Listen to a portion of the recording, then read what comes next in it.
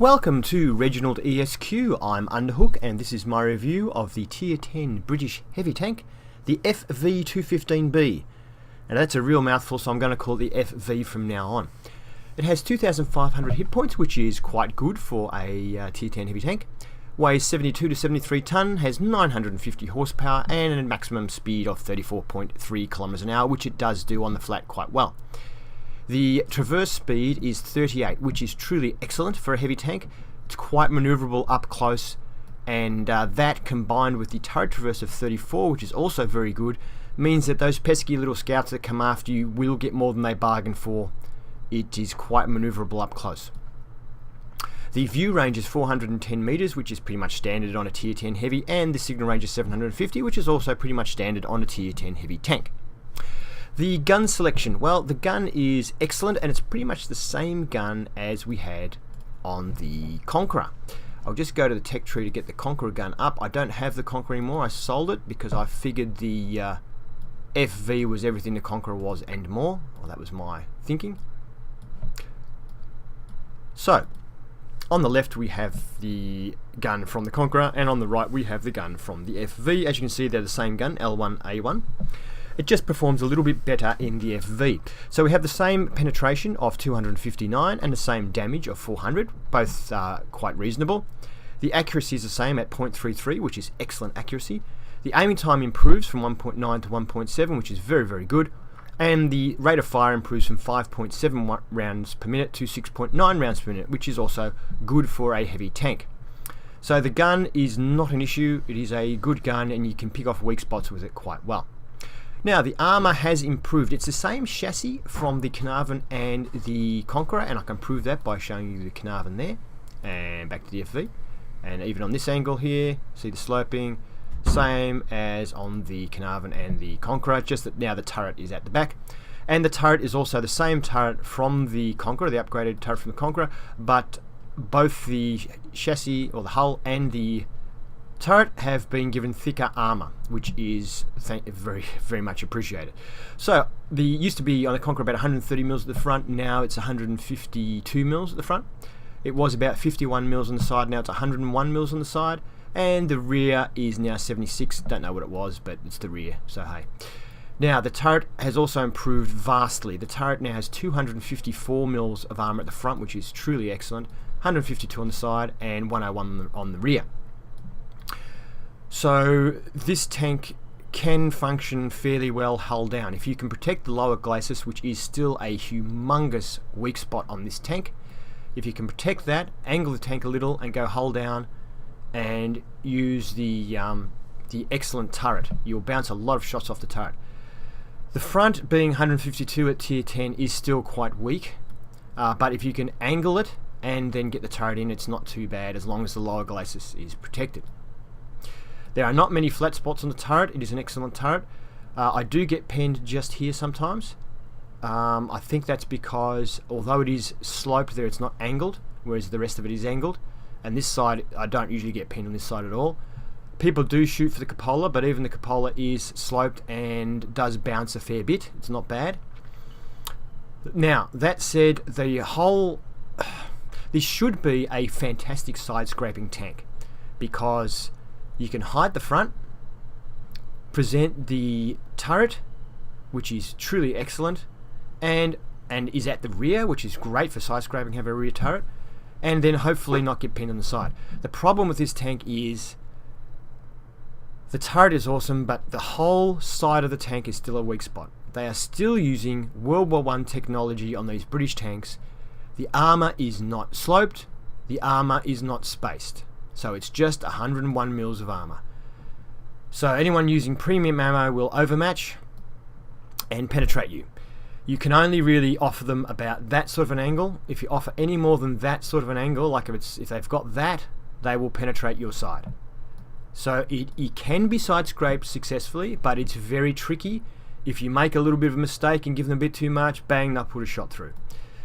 There is also a major weakness if people know what they're doing. This plate just here, when you are side scraping, this plate is pretty much flat to your opponent. It's just a piece of flat armour and they can punch straight through it. Not a lot of people aim for it, but if they know what they're doing, they will, and they have an accurate gun. If you go hull down, the turret, yes, is very good. However, we only have a -7 degrees of gun depression, so it's a little bit difficult to go hull down. It's definitely not a hill fighter. You can't be popping over a hill and taking shots, because -7 gun depression combined with the rear mounted turret means you're exposing the entire underside of your tank when you come over a hill, and you will be punished for it. On the side of the tank, as I said, the whole entire side of the tank is a weak spot of the hull. This side area here of the turret is pretty much flat, and that's a weak spot as well. And the back, of course, the whole back of this tank is a weak spot, but that's normal. The tank is tracked fairly easily. Now, so I would say this tank, if you are, because of the accuracy, if you are camouflaged at long range, the tank is effective because the gun is very good. At medium range, the tank is a dog. Very, very poor at medium range. Artillery tears you to pieces. Huge weak spot in the front. Ammo rack is just here. It seems that the fuel tanks have become very weak, and you'll catch fire very easily. And I think the fuel tanks are also somewhere in the front, because I seem to get hit in the front and the fuel tanks explode. So I have fitted the spall liner, super heavy spall liner, which helps stop you getting ammo racked so often. The ammo rack doesn't explode, but it does stop you loading ammo. So with the spall liner, it does reduce that. It seems to protect the tanks a little bit, but they just don't seem to be able to be protected much at all. But the spall liner also protects you from artillery, which loves this tank. So definitely recommended. Other than that, I'll leave the rest to you, what you put on it. Now, yeah, so I think this tank at long range is great. At medium range, it sucks. But at close range, it's very, very good. And when I say close range, I mean either side scraping, it's not bad, or with the front of your tank butted up against the front or side of their tank. It's very good there, and it can do it well because of its maneuverability, its traverse speed. You can keep the front of your tank against their tank without too much trouble.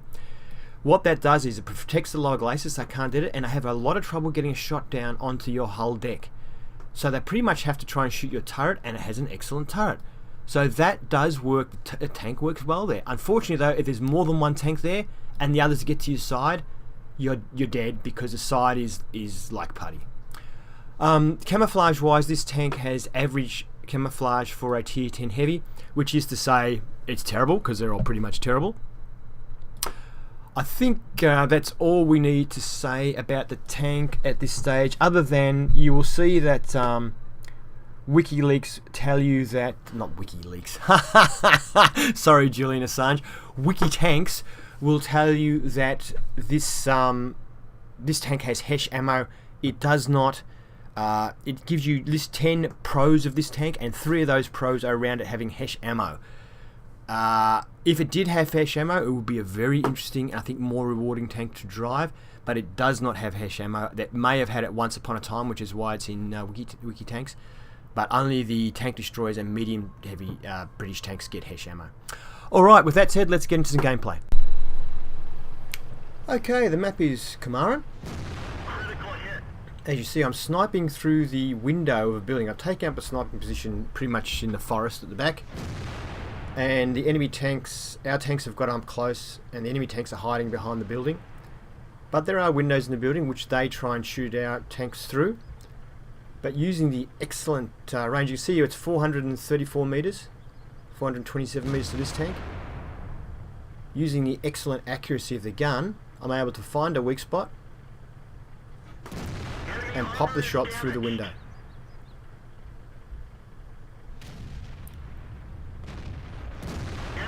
Look at that. Now he thinks, oh, I better back up. But he doesn't realise where he's getting hit from. He thinks it's someone close to him. I'll take another shot, miss with that one. He turns around, but he stops again because he doesn't know where he's getting hit from. And we're able to take out that T-34. So this game has only a few tier 10s on each side. The rest are tier 9s and tier 8s. So it's a good game for us.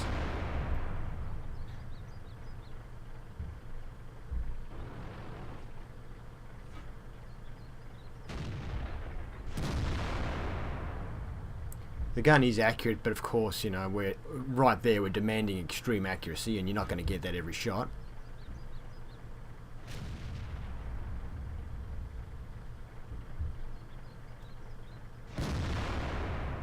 Oh, just missed with that one.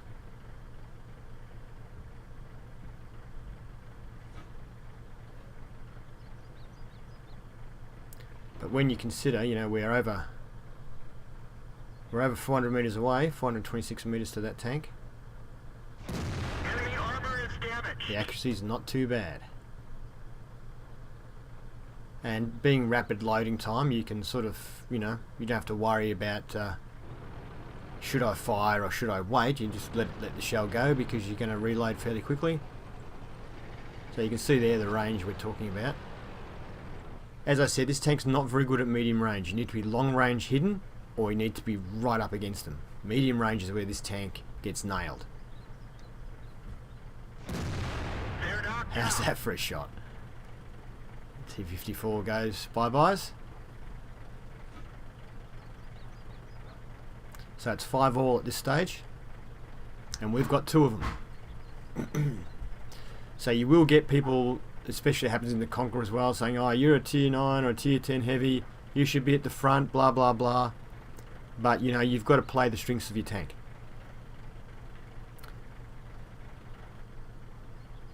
So don't worry about what everyone else says.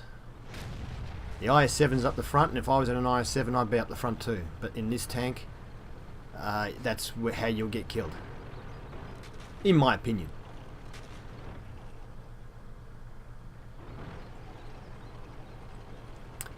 So eliminated all those people hiding behind that building, so now I decide it's time to move up, stay within range of the enemy.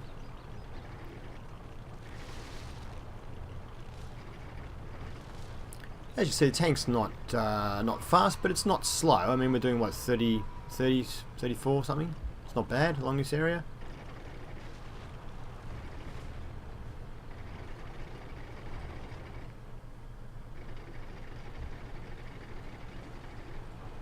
So we must have entirely cleared the that area there in the south, because one of our tanks has now gone across the bridge. So I decide to stick my head over this ridge and see if we can spot anybody. So I know there's still somebody in there. Now AMX there looks like he's just been killed. Object 704. And he pulls away just before we get him, so I wouldn't be surprised if he has Sixth Sense fitted. I'd say he doesn't know where we are, but he's just, obviously his Sixth Sense has gone off and he's just pulled back, which is the right thing to do. E75. Ah, looks like we missed somehow.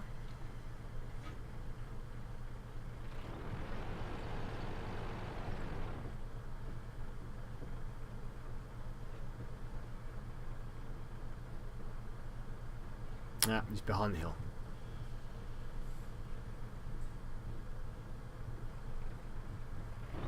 As you see, gun depression letting me down a little bit there. I had to move. Critical hit. So we do hit, but we don't manage to take it out or do any damage to it.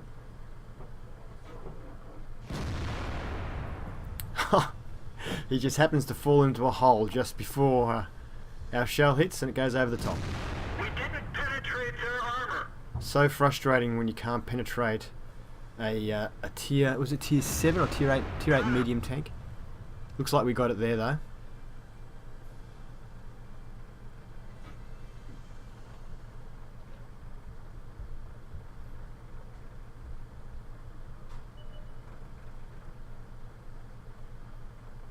Enemy is hit.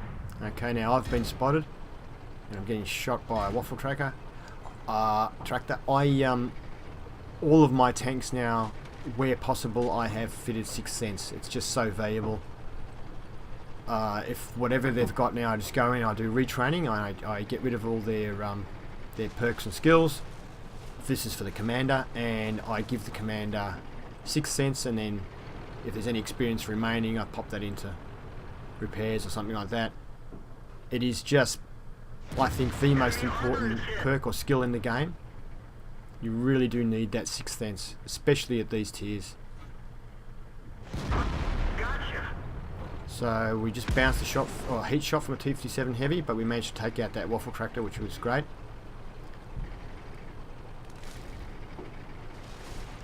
So we're actually on 4 kills, which is pretty good.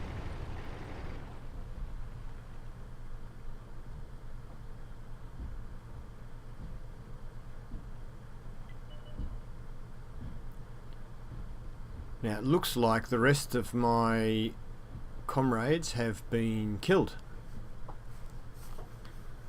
The ones that were further south. I might just speed up here because I look like I'm having a few moments of indecision. About 2 times now. Seeing if I can spot him. No luck, but we do see there's a T-30 up there near the bridge. Slide back down again now. Oops, sorry.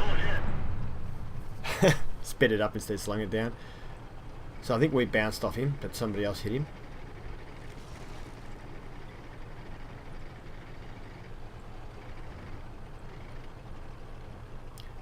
So there's that T-57, which is the tank I was worried about.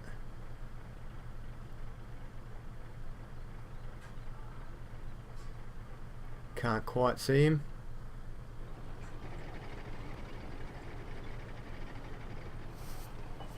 It's 10-11, so it's still quite a close game. It's anybody's game at this stage.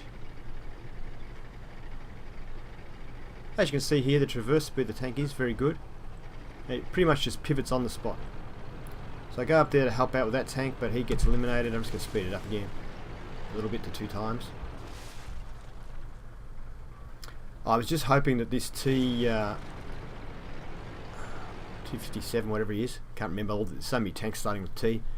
I was hoping he was just going to start pressing down and I'll be able to see him, but it looks like I'll slow it back down to 1 times. He's decided to go back across the bridge rather than pressing down. He's been hit by someone on our team, so sensing my opportunity, I decided to move forward, see if we can get a shot on him. See if we can spot him. There he is. Going for his turret, but we miss.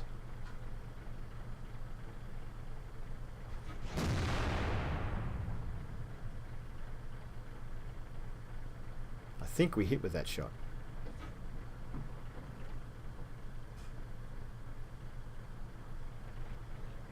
Not sure.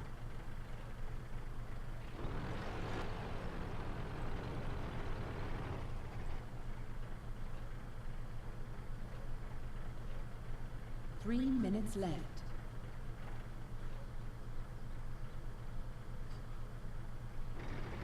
Not much time left. It's 12 all. So it's still anybody's game. I'm very much out on my own here. I don't have any teammates near me. I can see there's one near our base. One of the enemy. But I need to get this guy. Now he's spotted me now. So I'm in trouble.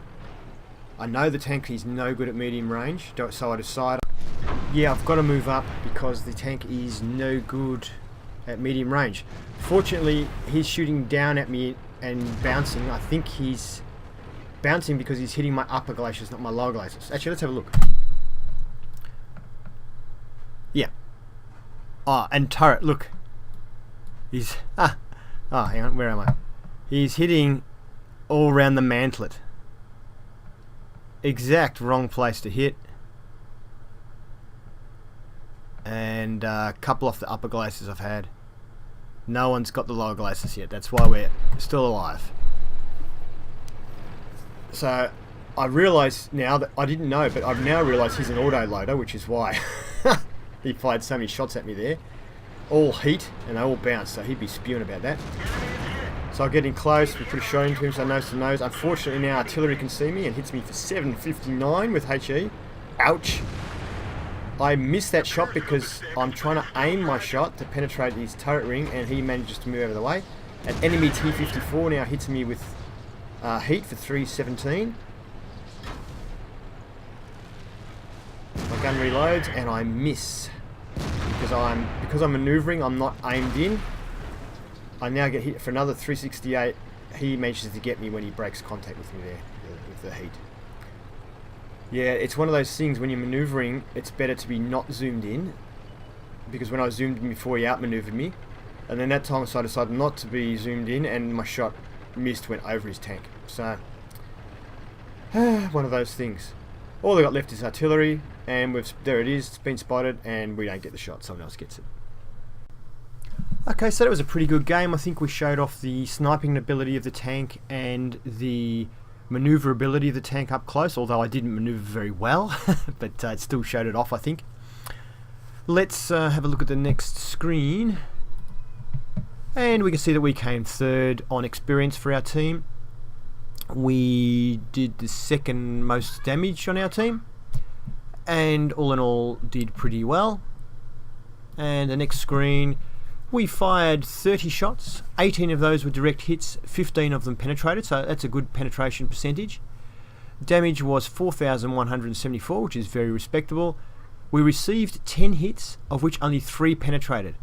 That's not a normal game in this tank. I'm showing you a good game. Sometimes you go out and 5 hit, 5 penetrate, and you die. That's how it is. So non-penetration 7, which is fantastic. It's quite a bit of potential damage received there. Enemies damage 7, destroyed 4, and we did 743 assistance damage, which is nice. Now, so we received 58,000 credits. Now, there was a big bonus going, got 150,000. I think it's, I don't know, it's one of these awards they have going. Anyway, so that was good. Compensation for damage caused by allies, 2377. So somebody shot me by accident at some stage there. Actually, I thought when one of those shots hit me when I was next to the other guy, I said that T-54 hit me with heat. I think that might have actually been the guy on my team that hit me. Oh well, didn't hurt at the end.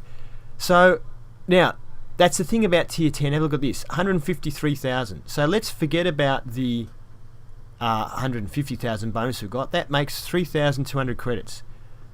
We got compensation of 2,300. So take that off. We made about 700 credits for that game. We did 4,000, over 4,000 damage, 743 assistance, and without that bonus and without that compensation, we would have made less than 1,000 credits profit. The ammunition is extremely expensive. 41,000 it cost us for the ammunition we fired, and I did not fire a single premium round. And our tank repairs over, was it 15,000 or something? And I survived. So that's surviving on a win, doing a very good game. You make bugger all. Our experience about 925, and with premium 1387. So yeah, it's tough to make a living at tier 10. Thank you. Move out. Alright, the map is Himmelsdorf. I'm in my FV215b tier 10 tank. There's about 4 tier 10 tanks on each side, several tier 9s, the rest are mostly tier 8s, a couple of tier 7 and tier 6 scout on each team. As you can see, the tank goes quite okay up a hill for a heavy tank.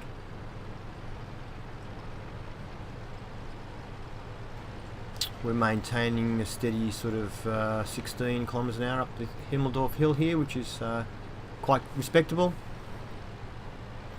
What I want to do is get up, over and onto the flat as quickly as possible, because this tank doesn't have the gun depression to fight on a hill, plus it's a rear-mounted turret, so we want to hopefully get over here without getting hit.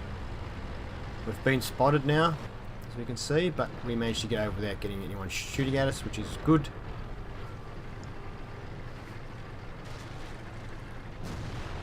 So now I'm moving into position to try and do a bit of side scraping if I can. You always find a T29 or a T30 or something hull down on the hill. That's what they're good at.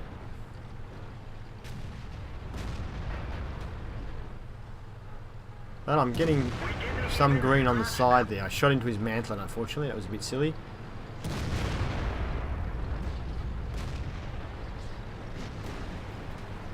So I'm trying to do my side scraping here, but my teammate in his E100 has come up behind me and stopped me from side scraping. That's the trouble with because you need such a narrow angle in this tank, you need a lot of room to side scrape, and you always find teammates jamming you and stopping you from effectively side scraping. So I have to stop side scraping, or I won't be able to take any part in the game. And I exchanged shots with an IS-7, which is not good. He did 450 and I did about 380. His gun does an average of about 490. Mine does an average of 400, so I can't afford to exchange shots like that. We bounce one from the T30. And yeah, my teammates have blocked me now from side scraping, so a little bit difficult now. Trying to side scrape on the E5 there, but he's down under the hill. So I decided to take a chance and just barrel forward.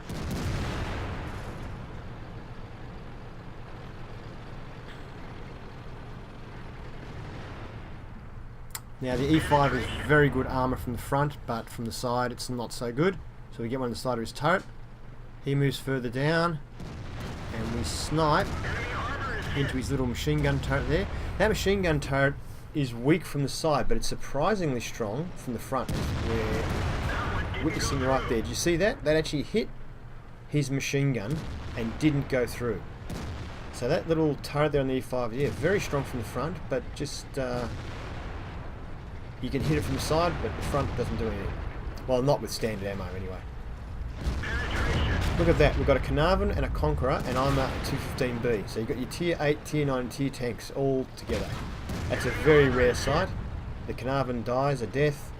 The Conqueror's armour is terrible, and he's just going to get blown away. I'm just putting into his lower glaciers. You can see there, he's got about 5 holes in his lower glaciers. And we'll see if we can get another shot into it. We keep getting blocked. I think I hit the rock, someone else got the kill there. Unfortunately, those tanks are just terrible at brawling.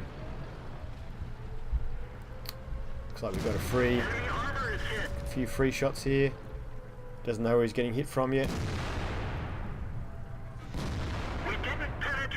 Amazingly, we bounce.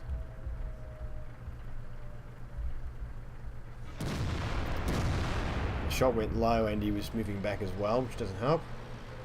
Will we get the kill? You see me now? No, it's too late. And now we spot a Tiger 2 down there. We didn't even scratch them. We tracked him at least. If we can get another shot on him. We didn't even scratch them.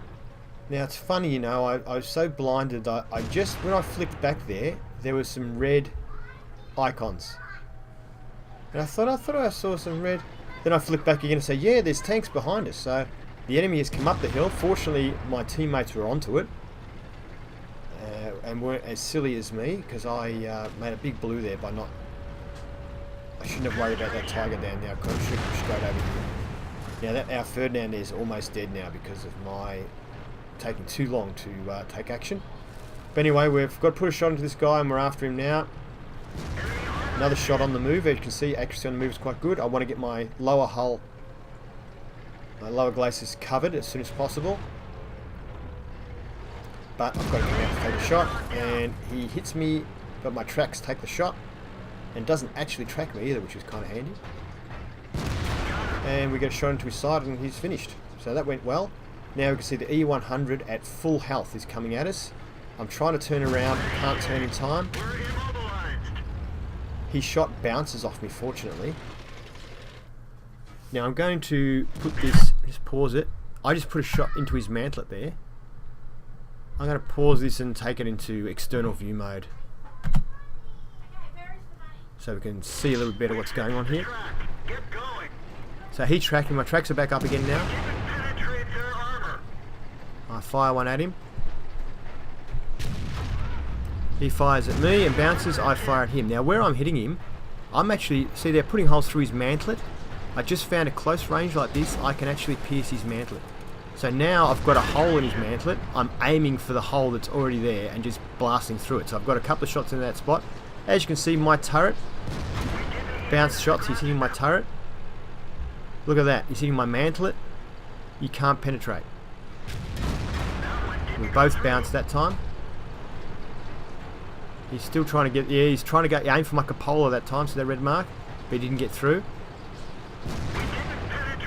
I've bounced, now I'm starting to bounce off his mantlet, which I'm aiming for the holes that are already there, so I don't know why I'm bouncing, but maybe I'm not quite hitting those holes. I was trying to do properly aimed shots, and he cleverly gets me off him and manages to get a shot into my side there, as you can see. I get another shot into his lower glacis this time because we've got a bit of distance, and I'm quickly trying to bridge the gap. I get another one to his lower glacis on the way in. We get a little ram. He gets 37 damage. I only get 15. I think that's because I've got a heavy spall liner. He gains my cupola again and bounces. I'm trying to close the gap again. The cavalry has arrived. This is their last tank left alive. And I get another shot into his lower glacis as he backs off. I decided I might go for a ram here. But the W1Z-120 finishes him off with a good shot there. Okay, so that's probably the most damage. That is the most damage I've done in this tank to date. In fact, I think that's the most damage I've ever done in any tank. So we managed to get our sniper badge and first class badge. So look, we did over 6,500 damage and about 1,100 spotting damage, and that was our class 1. So to get mastery must be pretty tough in this tank, and there must be some good drivers out there driving this tank on a weekly basis. So, you know, when you look at this tank, bear in mind I'm probably not a very good driver of it, and there are probably people out there who can handle it a lot better than I can. But anyway, it is what it is. And next screen, we did the most damage by far with 6,566. We had a couple other guys with a bit over 2, and we finished second for experience. The Ferdinand had the honour of finishing first. Very good game by him. And the other team had an E100. That E100 we were fighting at the end there, he did over 4,000 damage with 2 kills. So he must have been doing alright, because when we encountered him he had full health. Alright, next screen, and you can see we fired 33 shots. 31 of those were direct hits, which is incredible. It was close range work though, most of it. Penetrations of 19, so you know it's still tough to penetrate at tier 10, that's for sure. Damage, as we said, 6,566, which is fantastic. We received 8 hits, 4 of those penetrated. So we were lucky there to bounce those shots off the E100, because they do hit very hard, those tanks. Potential damage received 5,7. We damaged 7 tanks, destroyed 3, and did 11, almost 1,200 spotting damage. Credits received 93,000, which is very nice, thank you. Of that, 32,000 profit. You'd expect to make some decent profit out of a game like that though. And we received 1,100 raw experience, and with premium 1,663, which is very nice. Okay. Thank you for watching my review of the FV215b. I hope you enjoyed it. If you did, please give it a thumbs up. And if you want to see more, please subscribe to ReginaldESQ. Have fun.